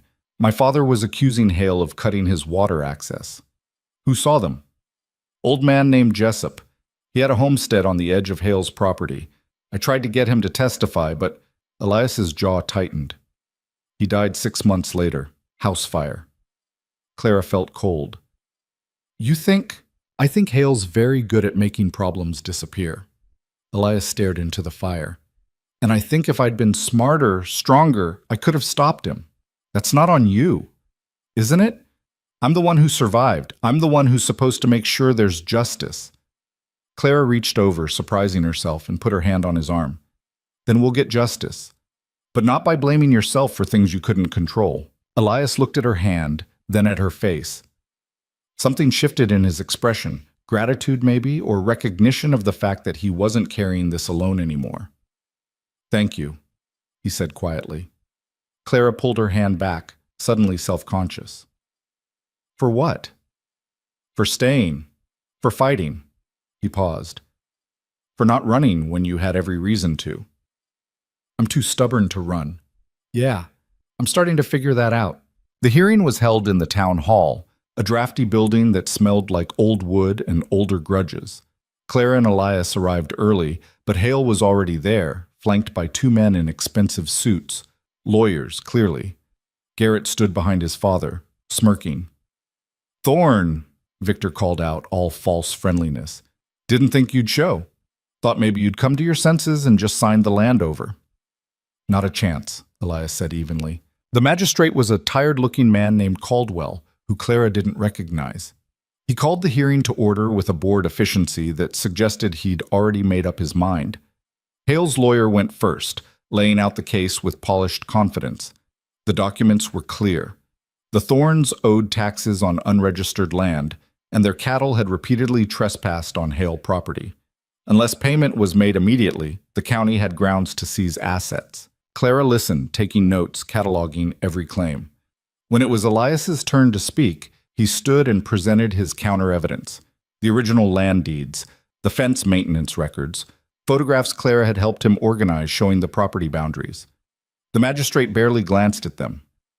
"Mr. Thorne, without proper legal representation, I'm afraid your evidence is insufficient to counter the documented claims presented by Mr. Hale." "Those documents are forged," Elias said, his voice hard. "That's a serious accusation. Do you have proof?" "The signature doesn't match my father's. Anyone who knew him could confirm that." "Unfortunately, your father is deceased and cannot verify or deny anything." Caldwell shuffled papers. "Unless you have expert testimony or witnesses." "I'm a witness," Clara said, standing up. Every head in the room turned toward her. Caldwell frowned. "Mrs. Thorne, you weren't present during the events in question." "I'm a witness to fraud." Clara stepped forward, holding up the copied documents from the county clerk's office. The transfer document claiming Elias's father sold land to Mr. Hale is dated October 15th, 3 years ago. But according to the ranch records, Elias's father was in Denver that entire week on cattle business. There are hotel receipts, shipping manifests, witness accounts. He couldn't have signed anything in Red Hollow Ridge because he wasn't there. A murmur ran through the small crowd that had gathered. Hale's expression darkened. Those records could easily be fabricated," one of his lawyers said quickly. "Could they? Because I also have the intake log from the county clerk showing this document was filed by Garrett Hale." Clara looked directly at Victor. "Your son, witnessed by Sheriff Monroe, who coincidentally has received 3 separate payments from Hale Enterprises in the past 2 years, documented in the county financial records." The room went very quiet. Caldwell cleared his throat. "Mrs. Thorne, where did you obtain this information?" "Public records, all of it. Anyone could have found it if they'd bothered to look." Hale stood up, his face red. "This is slander. I've done nothing but try to be a good neighbor." "A good neighbor who filed false claims, bribed officials, and forged documents to steal land?" Clara's voice was steady, but her heart was racing. "That's an interesting definition." "You have no proof." "I have enough proof to request a federal investigation." Clara held up the telegram receipt. "Which I've already done. A marshal should be arriving within the week to review all county land transactions involving your name." That was a bluff. She had no idea if the marshal was actually coming, but Hale's reaction told her she'd hit the mark. His face went from red to pale, and his lawyers started whispering urgently. Garrett stepped forward. "You lying Garrett," Victor snapped. "Quiet." But Garrett was already moving, crossing the room toward Clara with his fists clenched. Elias intercepted him, putting himself between them. "Don't," Elias said quietly. "Get out of my way, Thorne." "Not gonna happen." Garrett swung. Elias dodged, barely, and the punch glanced off his shoulder instead of his face. The room erupted, people shouting, Caldwell banging his gavel, Hale yelling for his son to stand down. But Garrett was beyond listening. He lunged at Elias again, and this time Elias didn't dodge. He met the attack head-on, grappling, both of them crashing into the wooden benches. Clara moved without thinking, grabbing a water pitcher from the magistrate's table and bringing it down hard on Garrett's shoulder. He yelped, loosening his grip, and Elias shoved him away. Enough! Sheriff Monroe was there suddenly, pulling Garrett back, but his eyes were on Clara, cold and assessing. Mrs. Thorne, you just assaulted a man. I stopped him from husband, Clara shot back. That's self-defense. That's a matter of interpretation. Then interpret this. Clara pulled out the telegram receipt again, holding it up. If anything happens to me or my husband, the marshal's office has detailed documentation of everything we've uncovered. And I've made sure copies were sent to the territorial newspaper in case those documents mysteriously disappear. Another bluff, but Monroe didn't know that. He looked at Hale, who was staring at Clara with an expression that made her skin crawl. This isn't over, Victor said softly. No, Clara agreed. It's not. But it's also not going to end the way you want it to. Caldwell, looking thoroughly overwhelmed, declared the hearing postponed pending further investigation. People filed out, still muttering, and Clara felt her hands start to shake now that the adrenaline was fading. Elias touched her elbow gently. You all right? Ask me in an hour. They made it to the wagon before Clara's knees gave out. She sat heavily on the bench seat, breathing hard. That was, Elias started, then stopped. That was the bravest thing I've ever seen. That was insane. I just threatened a man who's probably killed before. You also just saved this ranch, maybe both our lives. Clara looked at him, and for the first time she saw something beyond gratitude in his expression. Respect, yes, but also something warmer, something that made her heart stutter. We should go, she said, breaking eye contact, before they regroup. They rode hard out of town, and Clara kept checking over her shoulder, half expecting to see Hale and his men following, but the road stayed empty. Back at the ranch, Elias checked all the weapons, rifles, revolvers, the shotgun he kept by the door. Clara watched him, the reality of what she'd done starting to sink in. They're going to come for us, she said. Hale can't let this go. Not now. I know. So what do we do? Elias loaded the shotgun with practiced efficiency. We wait. We stay alert. And we don't give them an opening. That night, neither of them slept. Elias sat by the downstairs window, rifle across his lap. Clara tried to rest in her room, but gave up after an hour and came back down. Can't sleep either? Elias asked. No. She sat in the chair across from him. How long do you think we have? Depends on how desperate Hale is. Could be tonight, could be a few days. Comforting. You asked. They sat in tense silence, listening to every creak of the house, every shift of wind. Around midnight, Elias spoke again. What you did today, confronting them like that, you didn't have to do that. Yes, I did. This is my fight too now. It wasn't supposed to be. You were just supposed to help with the ranch. Stay safe. Nothing about this arrangement was ever safe, Elias. We both knew that. Clara leaned forward. And I'm not the kind of person who stands by and does nothing when someone's trying to destroy what's mine. What's yours? Clara gestured around them. This. The ranch. Our life here. You. She said the last part quietly, almost surprised by her own honesty. Elias looked at her for a long moment, and Clara saw something crack in his careful composure. Clara, a sound outside cut him off. Hoofbeats, multiple horses, coming fast. Elias was on his feet instantly, rifle up. Get away from the windows. Clara grabbed the shotgun, her hand steadier than she expected. How many? Can't tell yet. At least 3. He moved to the door. If they try to come in, you shoot first and ask questions later. Understand? I understand. The horses stopped outside. Clara heard men's voices, low, conferring. Then Victor Hale's voice louder. Thorne, come out and talk like a man. Elias didn't move. Get off my property, Hale. We just want to talk, settle this peaceful-like. There's nothing peaceful about you showing up armed in the middle of the night. A pause. Then, you've got 10 seconds to come out, or we're coming in. Elias glanced at Clara. She nodded, positioning herself where she had a clear line to the door. 10, Hale shouted. 9. There's another way out, Elias said quietly. Through the root cellar. If this goes bad, you run. Don't look back. I'm not leaving you. Clara, 5, 4. I said I'm not leaving. Elias's expression shifted, frustration giving way to something that looked almost like pride. Then stay low and make every shot count.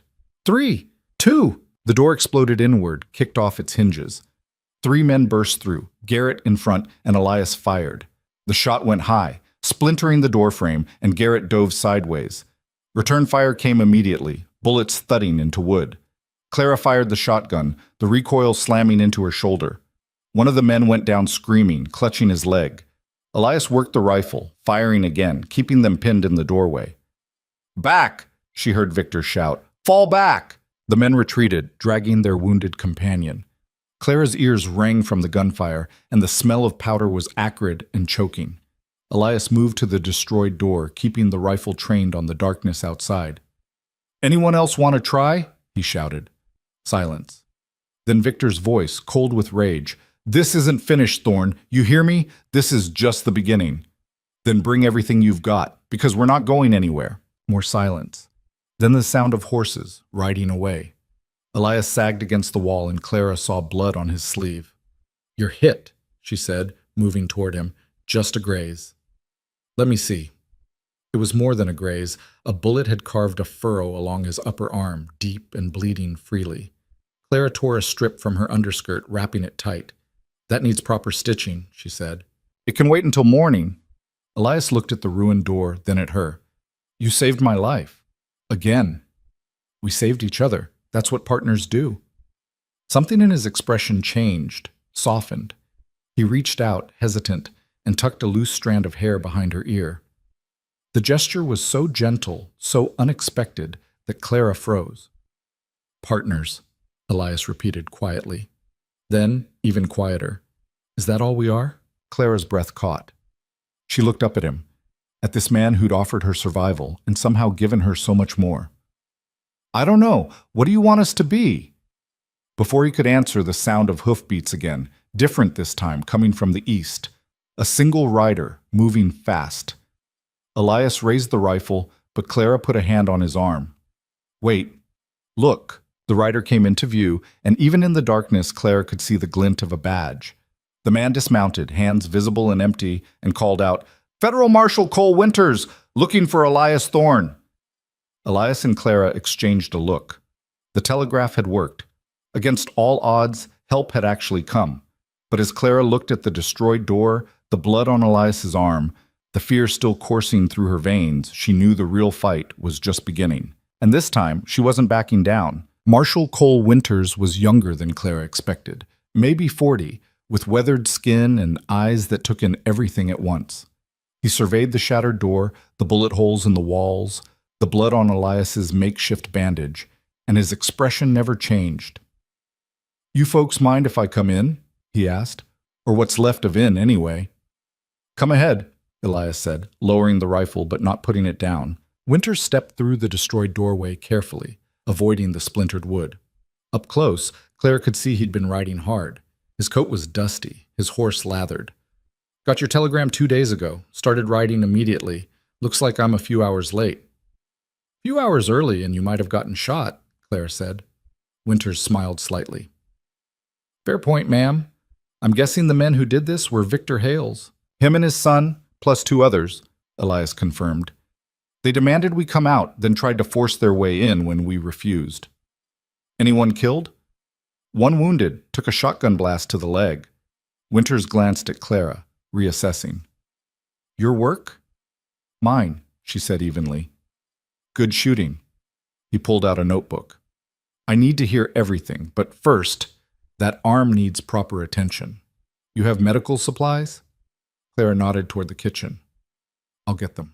While she cleaned and stitched Elias's wound, trying not to notice the way he gritted his teeth but didn't make a sound, Winters listened to their account.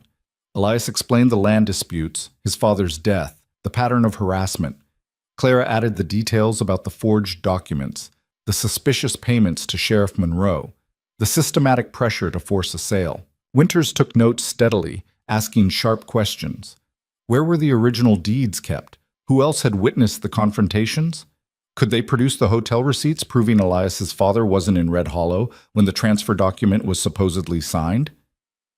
"We have most of it," Clara said, tying off the last stitch. "I've been documenting everything for weeks." "Smart." Winters flipped through his notes. "Victor Hale has a file in Denver. Nothing proven, but enough smoke to suggest fire. Land acquisitions that don't quite add up, partners who disappear or die in convenient accidents. He's careful, though, always stays just on the legal side of things. Not anymore, Elias said. He just attacked us in our own home, with witnesses. Did you see Victor Hale fire a weapon? Elias hesitated. No, but he gave the orders. That's what his lawyers will say you can't prove. Winters closed his notebook. I'm not saying you're wrong. I'm saying this is how men like Hale operate. They keep their hands clean while others do the dirty work. Clara felt frustration rising. So what, he just gets away with it? I didn't say that.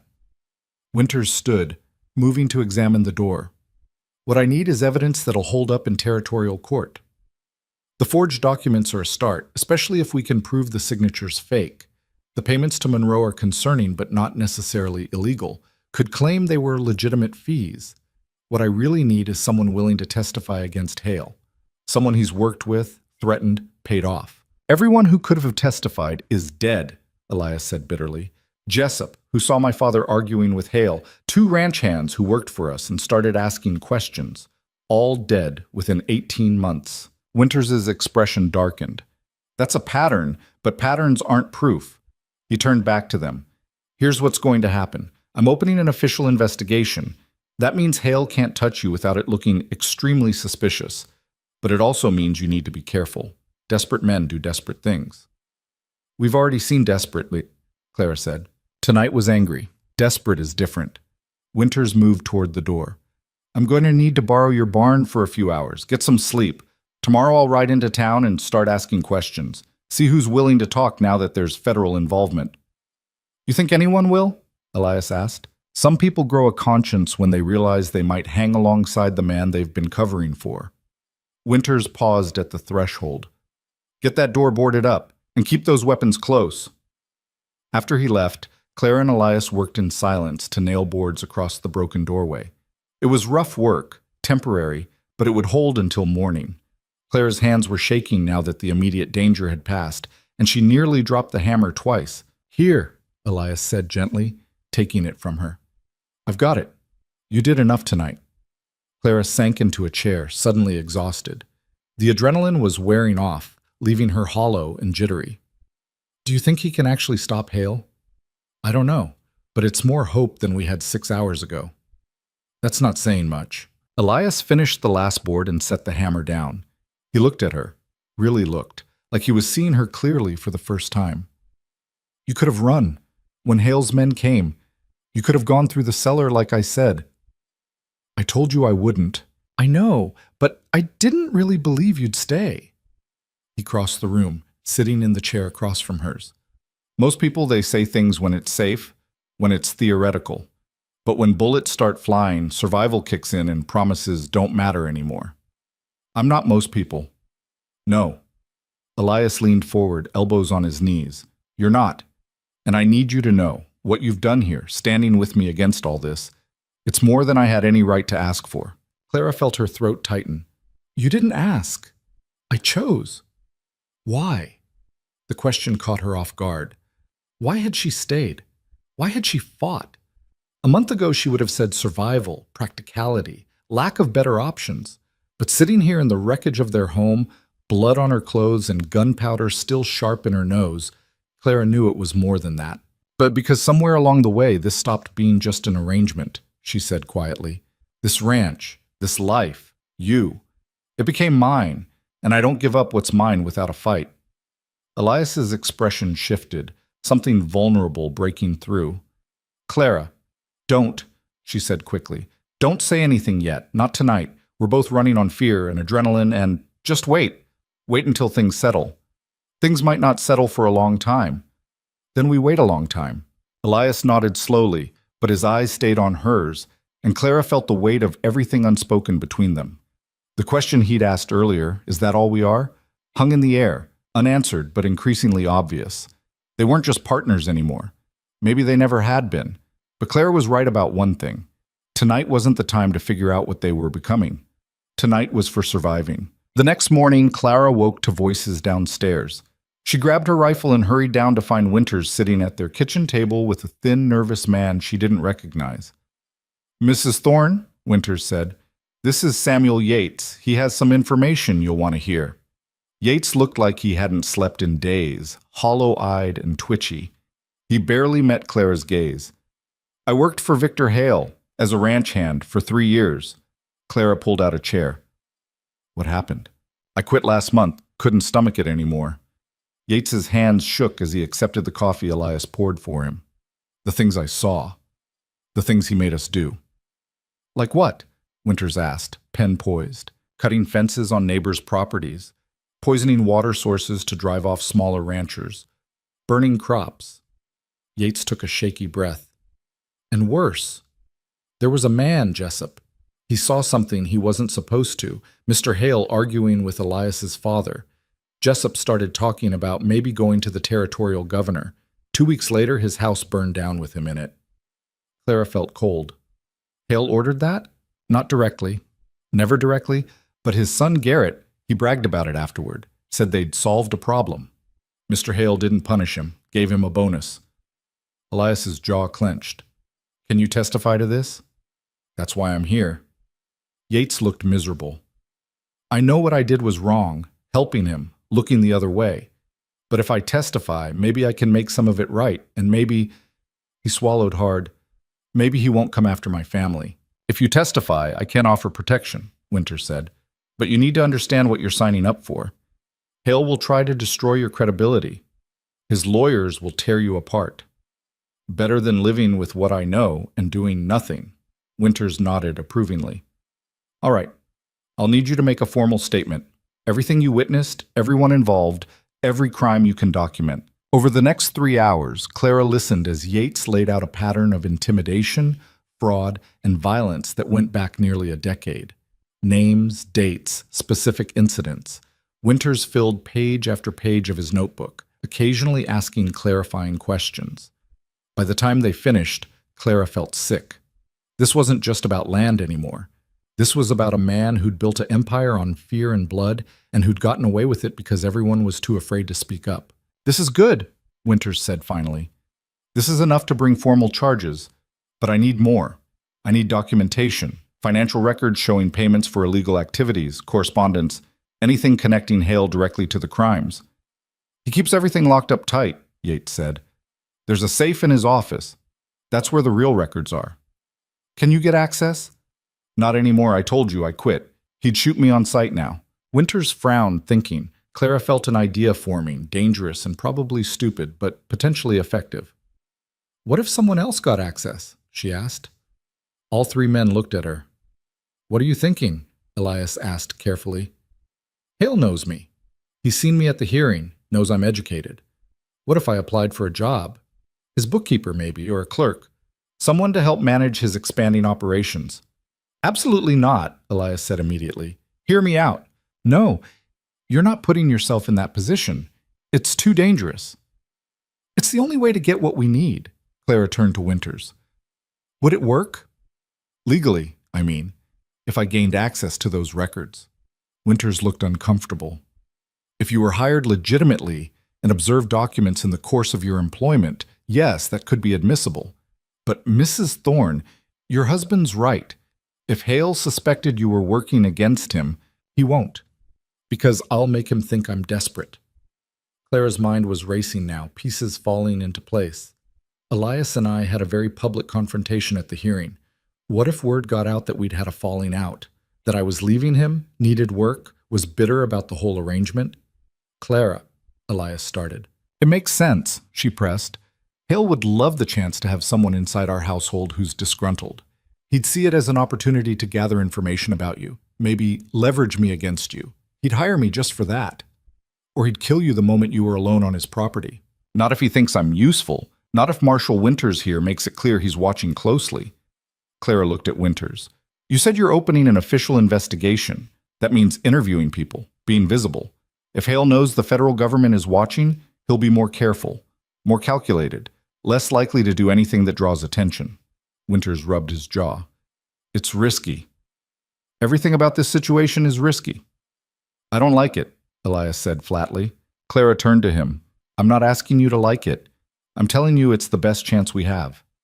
They stared at each other across the table, and Clara saw fear in his eyes, Real, raw fear. Not for himself. For her. What if something goes wrong? He asked quietly. Then you and the marshal come get me. Clara kept her voice steady even though her heart was pounding. But it won't go wrong, because I'm going to be smarter than Hale thinks I am, and because for one, we'll have the element of surprise. The argument continued for another hour, but Clara wouldn't budge. Eventually, Elias recognized the futility of trying to change her mind and went outside, slamming what was left of the door behind him. Winters watched him go, then looked at Clara. You sure about this? No, but I'm doing it anyway. You say that a lot. It's becoming a habit. They worked out the details over the next 2 days.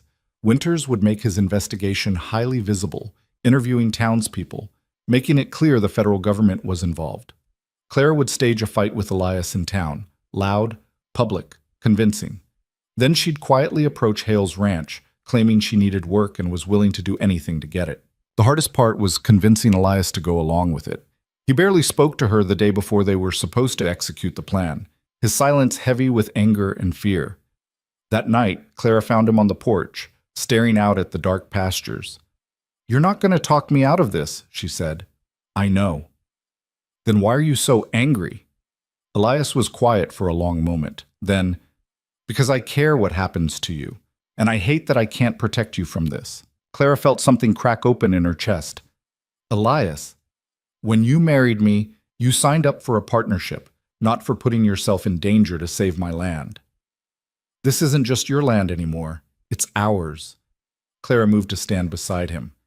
And I'm not doing this to save the ranch.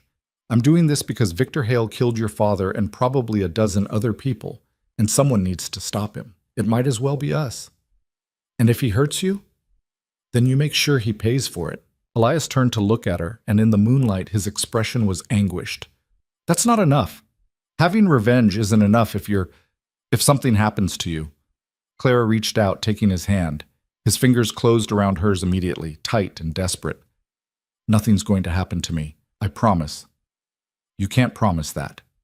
Watch me. They stood there, hands linked, and Clara felt the shift between them solidify into something undeniable. This wasn't an arrangement anymore. This wasn't convenience or survival or practicality. This was two people who'd found something real in the wreckage of their separate loneliness and who were willing to fight to keep it. When this is over, Elias said quietly, we need to talk about what this is, what we are. I know, because I'm done pretending this is just a partnership. Clara's breath caught. Elias, I know you said to wait, and I will, but I need you to know, he squeezed her hand. I need you to know you matter, to me, more than the ranch, more than revenge, more than anything. Clara felt tears sting her eyes. She'd spent so many years believing she wasn't the kind of woman men said things like that to. And here was Elias, this taciturn, damaged man, offering her something she'd stopped hoping for. You matter to me too, she whispered. So I'm going to do this, and I'm going to be careful, and I'm going to come back, all right? Elias nodded, not trusting himself to speak. The next day, they rode into town together. Winters was already there, conducting interviews, making a show of his investigation. Clara and Elias went to the general store, making sure they were seen together, making sure people could hear them arguing. I'm done, Elias, Clara said loudly enough for the nearby shoppers to notice. Done living on that ranch? Done being dragged into your mess with Hale. It's our mess now, Elias shot back, playing his part. You knew what you were signing up for. I signed up for a partnership, not a war zone. Our home was shot up. I could have died. But you didn't. That's not the point. Clara's voice cracked convincingly. I can't do this anymore. I won't. She stormed out, leaving Elias standing in the store looking appropriately devastated. Claire kept walking, heading for the boarding house where she'd lived before the marriage. Mrs. Brennan, predictably, was delighted to rent her the same room again. I knew that arrangement wouldn't work, the older woman said smugly. A marriage of convenience never does. Clara bit back a dozen retorts and just nodded tiredly. I need a few days to figure out what's next. Maybe find work. Work? Doing what? I don't know. Bookkeeping, maybe. I'm good with numbers. Mrs. Brennan clucked sympathetically, already planning who she'd tell first. By evening, the story had spread through Red Hollow Ridge like wildfire. The Thorne marriage had collapsed. Clara had left. Elias was alone again, weakened, vulnerable. Clara waited 2 days, playing the part of a humiliated, desperate woman. Then she rode out to the Hale Ranch. The property was impressive, far larger and more developed than Elias's, with multiple outbuildings and a main house that looked more like a mansion. Clara's stomach churned as she approached, but she kept her expression neutral. A ranch hand met her at the gate. "Help you?" "I'm here to see Mr. Hale." "About employment." The man looked skeptical, but went to check. 10 minutes later, he came back and gestured for her to follow. Victor Hale was in his office, sitting behind a massive desk that probably cost more than Clara had made in 5 years of teaching. He looked up when she entered, and his smile was cold. "Mrs. Thorne, this is a surprise." "It's just Clara Whitmore now," she said. "The marriage is over." "So I heard. Town's been buzzing about it." Hale leaned back in his chair. "What brings you here?" "I need work. I'm good with numbers, with organization. I heard you might need someone to help manage your accounts." "And you thought I'd hire the woman who accused me of fraud 2 weeks ago?" Clara had prepared for this. "I accused you of fraud because my husband needed me to. Because that was the arrangement. But now," she let her voice harden, "now I realize I was being used. Elias married me to have someone who could fight his battles, manage his failing ranch, give him legitimacy. I was a tool, and I'm tired of being used." Hale studied her, clearly trying to decide if she was genuine. "Why should I believe you?" "Because I'm desperate. Because I gave up my teaching position, my room, my reputation for a man who saw me as nothing more than hired help with a marriage license." Clara met his eyes. "And because I know things about Elias's finances, his vulnerabilities, his plans." That got Hale's attention. "What kind of things?" "The kind that might be useful to someone interested in acquiring his property." Clara kept her voice even. "But that information has value. I'm not giving it away for free." Hale laughed, a genuinely amused sound. "You've got spine, I'll give you that. Most women would have come in here begging." "I'm not most women." "No, you're certainly not." Hale drummed his fingers on the desk, thinking. "All right, I'll give you a trial. 2 weeks. You'll organize my account books, help with correspondence. If you prove useful, we'll discuss making it permanent. If you cause problems, you're gone. Clear?" "Crystal." "Good. You start tomorrow." Hale pulled out a ledger, already dismissing her. "And Clara, if I find out you're working against me, if this is some scheme cooked up with your husband or that marshal, things will go very badly for you. Understand?" Clara forced herself to meet his eyes without flinching. "I understand perfectly." She left the office feeling like she might throw up, but she'd done it. She was in. Now came the hard part, finding the evidence without getting caught. The first week was careful, measured. Clara did exactly what she was hired to do, organizing Hale's legitimate business accounts, typing correspondence, filing documents. She was efficient and professional, giving Hale no reason to doubt her. But she paid attention. She noted which locked drawers he opened most frequently. She memorized the combination to the file cabinet by watching his hands. She learned the patterns of when he left the office, when the house was quietest. Garrett was a problem. He watched her constantly, suspicious and hostile. But Clara had dealt with hostile men before. She ignored him, stayed focused on her work, and gradually became part of the background. On the 8th day, Hale left for a business meeting in the next county. He'd be gone overnight. Clara waited until the main house was quiet, until the ranch hands had finished dinner and dispersed to the bunkhouse. Then she returned to the office. The safe was behind a painting of Hale's father, predictable. Clara had watched him open it 3 times, memorizing the combination. Her hand shook as she turned the dial, terrified it would be wrong, that an alarm would sound. The lock clicked. The door opened. Inside were stacks of documents, meticulously organized. Clara pulled out her notebook and started photographing pages with the small camera Winters had given her. Land deeds with forged signatures, ledgers showing payments to Sheriff Monroe and other officials, correspondence detailing schemes to drive out competitors. And there, at the bottom, a letter from 4 years ago, addressed to Garrett. Clara's blood ran cold as she read it. "The Thorne matter is becoming problematic. The old man won't sell and is threatening to file a complaint with the territorial office. We need to resolve this permanently. Make it look accidental. You know what to do." It was signed with Victor Hale's distinctive flourish. Clara photographed it with shaking hands, then carefully returned everything to exactly how it had been. She closed the safe, reset the painting, and slipped out of the office. She made it halfway across the yard before a hand grabbed her arm. Garrett Hale spun her around, his face twisted with rage. "I knew it! I were lying!" Clara's mind raced. "Let go of me! What were you doing in my father's office?" "I forgot some paperwork. I needed—" "Liar!" Garrett dragged her toward the main house. "He's gonna love this, catching you red-handed." Clara struggled, but his grip was iron. "Think," she commanded herself. "Think. Your father killed Elias's father," she said suddenly. "I have proof." Garrett froze. "What?" "The letter in the safe, the one telling you to make it look accidental. I read it."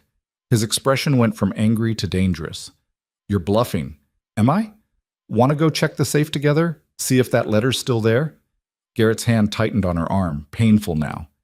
"Even if that were true, and I'm not saying it is, you'd never be able to prove it.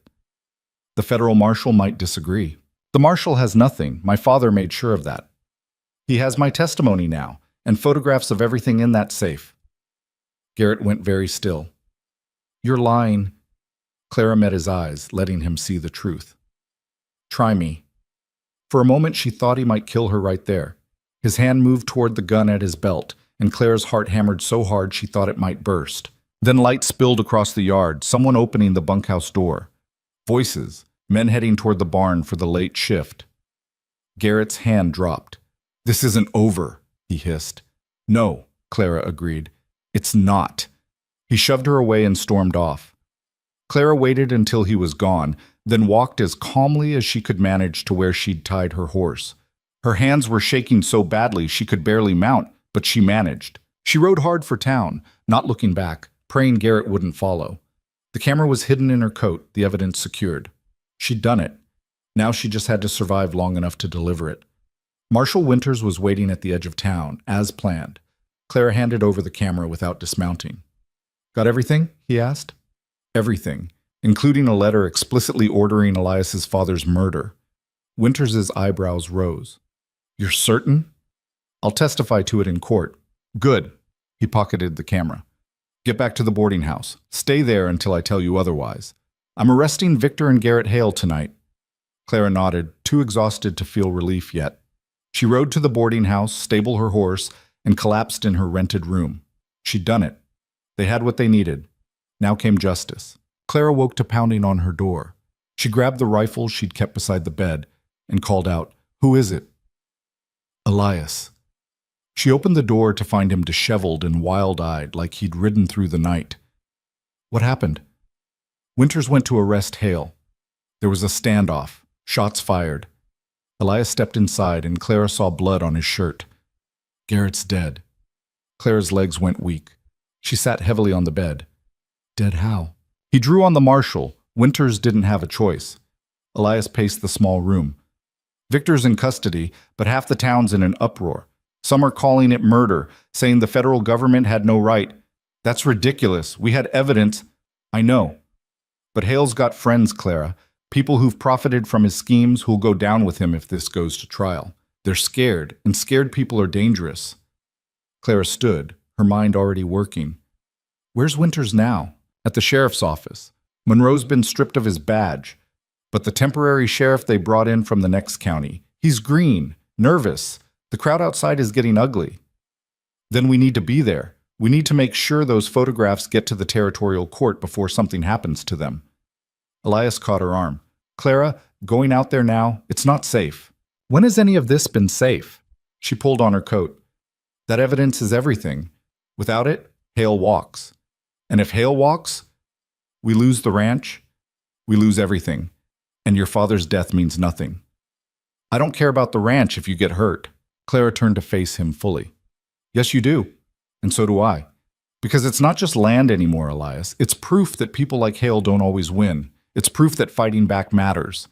She grabbed the rifle. "Now are you coming with me or not?" They rode together through the pre-dawn darkness, and Clara could see the glow of torches before they reached the sheriff's office. A crowd had gathered, maybe 30 people, angry and armed. Clara recognized some of them.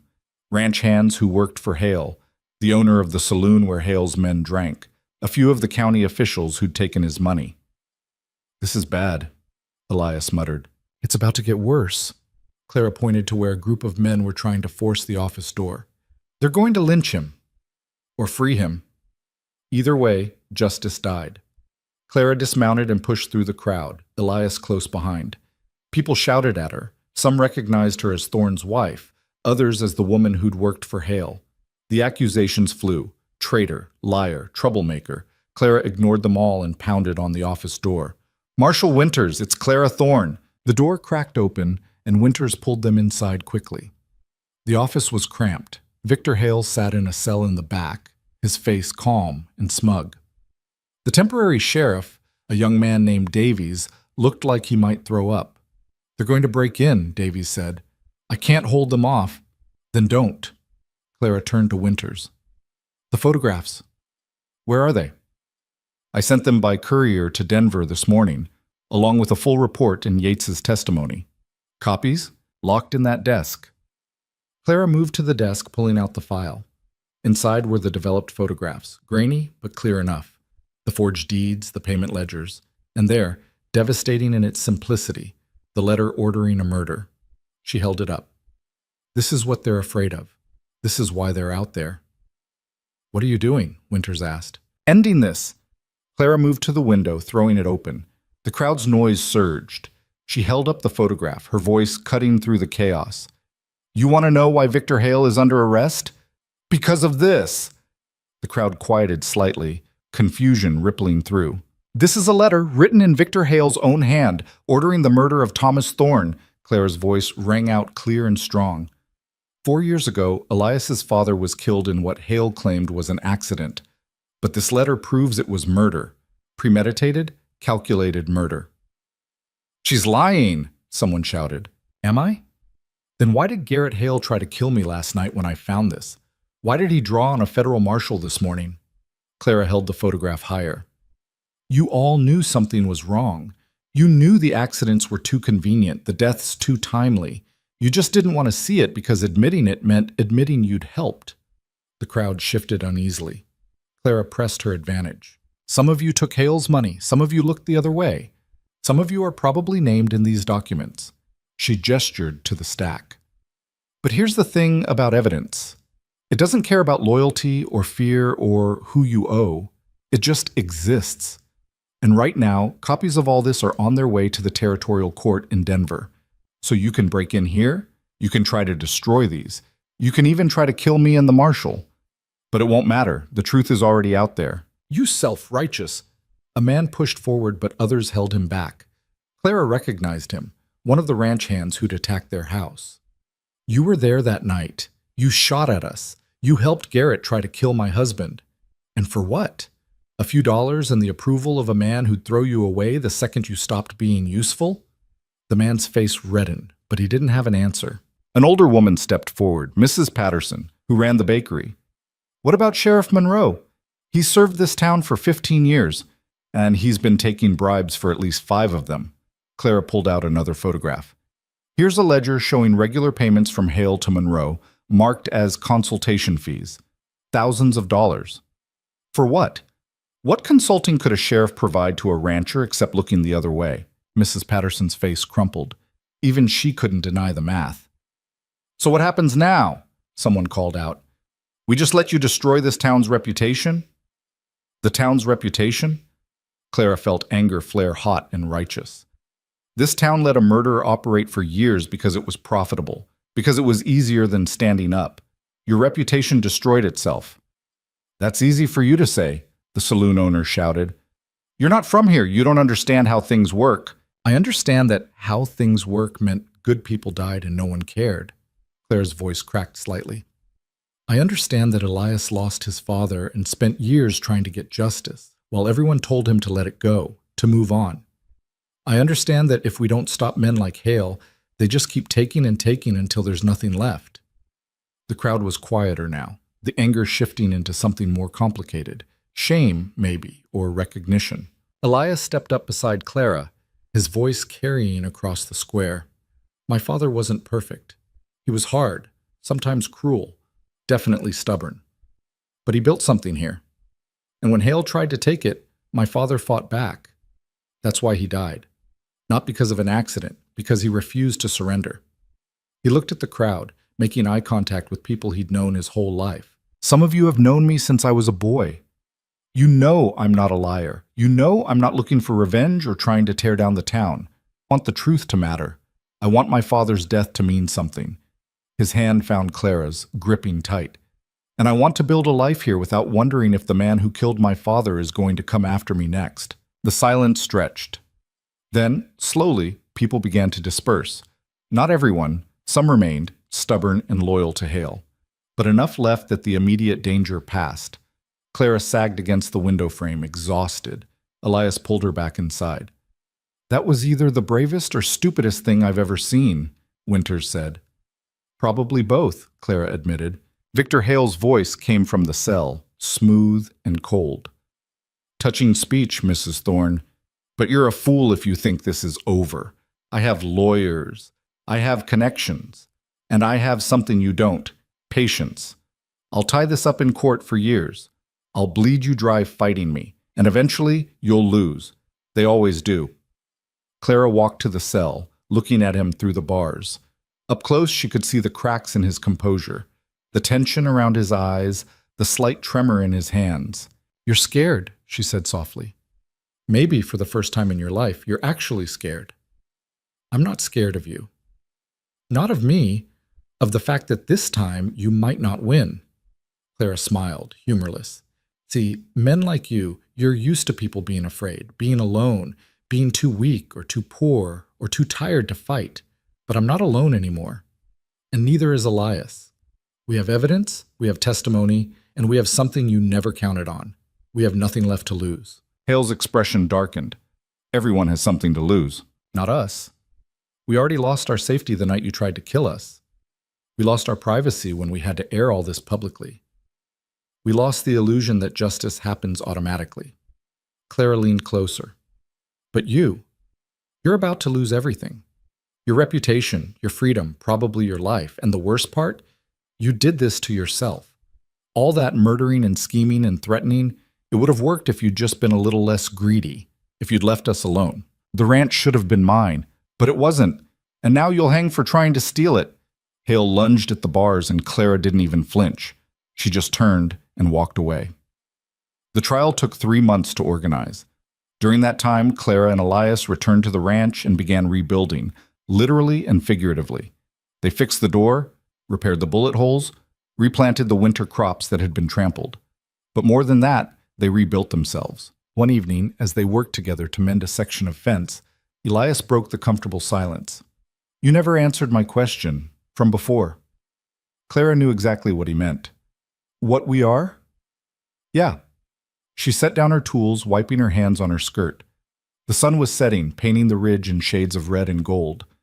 I think we're two people who found each other when we needed it most, who built something real out of something that was supposed to be temporary. That's a diplomatic answer. You want a less diplomatic one? Please, Clara took a breath. I think I'm in love with you. And I think I have been since the night you told me I mattered more than revenge, maybe even before that. I think this stopped being an arrangement the moment I decided your fights were my fights. She met his eyes. And I think you feel the same way, but you're too scared to say it because admitting it makes it real, and real things can be lost. Elias was quiet for a long moment. Then he crossed the distance between them, his hands cupping her face with a gentleness that made Clara's throat tight. I'm terrified, he said, because you're right. I do love you. And I've never loved anything I wasn't afraid of losing. Then we'll be terrified together. Clara covered his hands with hers. But I'm not going anywhere, Elias. You're stuck with me. He kissed her then, soft at first, tentative, like he was afraid she might disappear. Clara kissed him back, pouring 4 months of partnership and fear and growing affection into it. When they pulled apart, both were breathing hard. We should have done that sooner, Elias said. We had other priorities, like not dying. Fair point. They went back to work, but something had shifted. The touches lingered longer. The glances carried weight. That night, when Clara started to go upstairs to her separate room, Elias caught her hand. Stay, he said quietly, if you want. Clara did want. more than she'd wanted anything in a long time. The trial, when it finally happened, was swift and brutal. Winters presented the evidence methodically. The photographs, the testimonies, the financial records. Yates testified for 3 days straight, laying out a decade of crimes. Other witnesses came forward too. People who'd been too scared before but found courage in numbers. Hale's lawyers tried everything. They attacked Yates's credibility, questioned the chain of custody for the evidence, argued that the photographs could have been doctored. But the case was too strong, the evidence too overwhelming. The jury deliberated for 6 hours. Guilty on all counts. The judge sentenced Victor Hale to hang for the murder of Thomas Thorne and conspiracy to commit multiple other murders. Additional charges were filed for fraud, bribery, and corruption. Clara sat beside Elias in the courtroom and felt his hand grip hers so tightly it hurt. When the sentence was read, he didn't cheer or celebrate. He just closed his eyes and let out a breath that sounded like it had been trapped in his chest for 4 years. "It's over," Clara whispered. "Yeah, it's over." But it wasn't, not quite. 2 days before the execution, Elias asked Clara to come with him to the jail. She thought he wanted to gloat, to have that final confrontation. Instead, he just stood outside Hale's cell and looked at the man who'd killed his father. "I forgive you," Elias said quietly. Hale laughed, bitter and hollow. "I don't want your forgiveness. I'm not giving it for you. I'm giving it for me." Elias's voice was steady. "My father's gone. Nothing I do will bring him back. And I could spend the rest of my life hating you, letting that hate poison everything good I have. Or I could let it go." "So you're just going to forget what I did?" "No, I'll never forget. But I'm choosing to remember my father instead of you. I'm choosing to build a life instead of nursing a grudge." Elias looked at Clara, and his expression softened. "I'm choosing to move forward."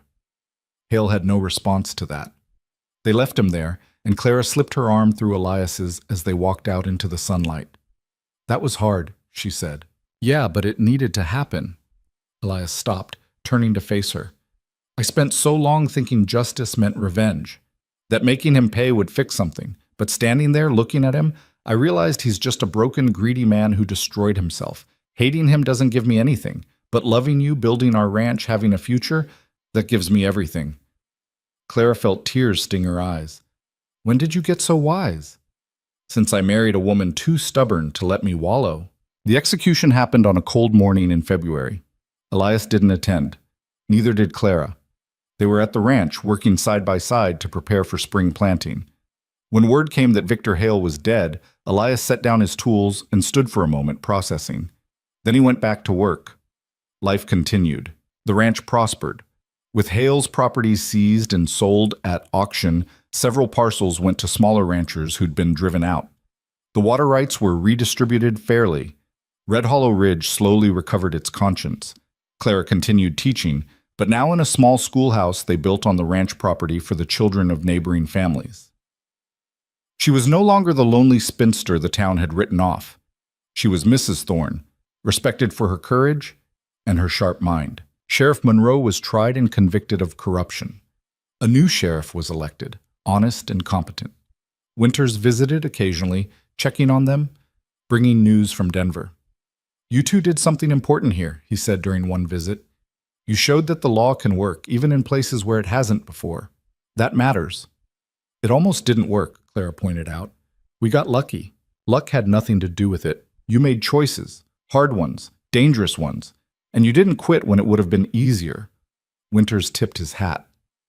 "That's not luck. That's character." Spring turned to summer. Clara's garden flourished, providing vegetables for both their table and to sell in town. The cattle thrived. Elias hired 2 ranch hands, young men looking for honest work, grateful for a boss who treated them fairly. One evening in late August, Clara stood on the porch watching Elias work with the new horses they'd bought. He moved with confidence now, the limp barely noticeable, the weight he'd carried for years finally lifted.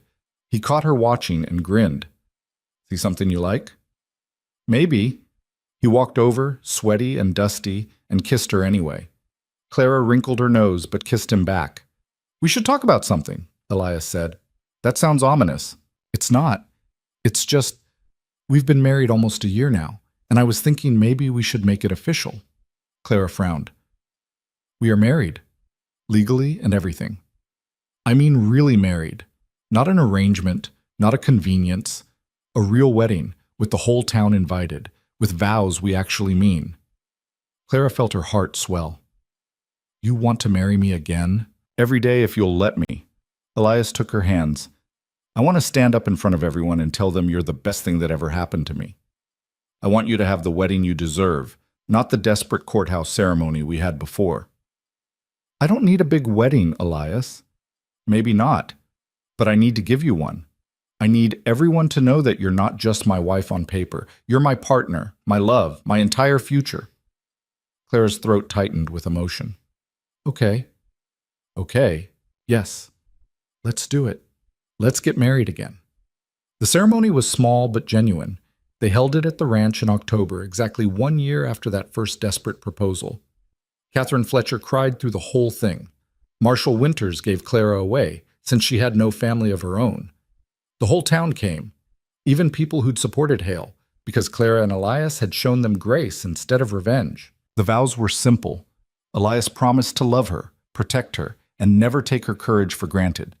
Clara promised to stand beside him, challenge him when he needed it, and build a life worthy of the fight they'd survived. When the clerk asked if anyone objected, the silence was absolute and affirming. They danced in the barn afterward, and Clara thought about the woman she'd been a year ago, lonely, resigned, expecting nothing. She thought about the moment Elias had walked into her schoolhouse with that blunt, impossible proposal. She'd said yes out of desperation, but she'd stayed because of love. Months turned into years. The ranch grew. They built additions to the house, expanded the herds, became pillars of a community that had learned the hard way that justice required courage. Clara never regretted saying yes to that stranger's proposal, because in marrying Elias Thorne, she'd found more than security or partnership. She'd found purpose. She'd found strength she didn't know she had. And she'd found proof that sometimes the most unlikely beginnings led to the most extraordinary endings. On their 5th anniversary, sitting on that same porch where so much had been decided, Elias asked her if she'd do it all again. The fear, the danger, the uncertainty, all of it. Clara didn't hesitate. Every single moment. Even the parts where you thought we might die, especially those, because they showed me what I was capable of, what we were capable of together. Clara leaned against him, watching their ranch sprawl out before them. Land they'd fought for, bled for, built from desperation into something lasting. We survived, Elias. And more than that, we lived. Yeah, he said softly, kissing the top of her head. We did. The frontier was still harsh. Winters were still brutal. Life was still uncertain and often unfair. But Clara and Elias had learned something that outlasted all the hardship. That courage wasn't the absence of fear, but the choice to act despite it. That love wasn't finding someone perfect, but finding someone worth fighting for. That justice, real justice, required people willing to stand up even when standing up meant risking everything. They'd started as strangers making a desperate bargain. They'd become partners facing impossible odds. And they'd ended up as two people who'd found something rare and precious, a love forged in fire, tempered by adversity, and strong enough to last a lifetime. In the vast, unforgiving frontier, that was the greatest victory of all. Not just surviving, but thriving, together.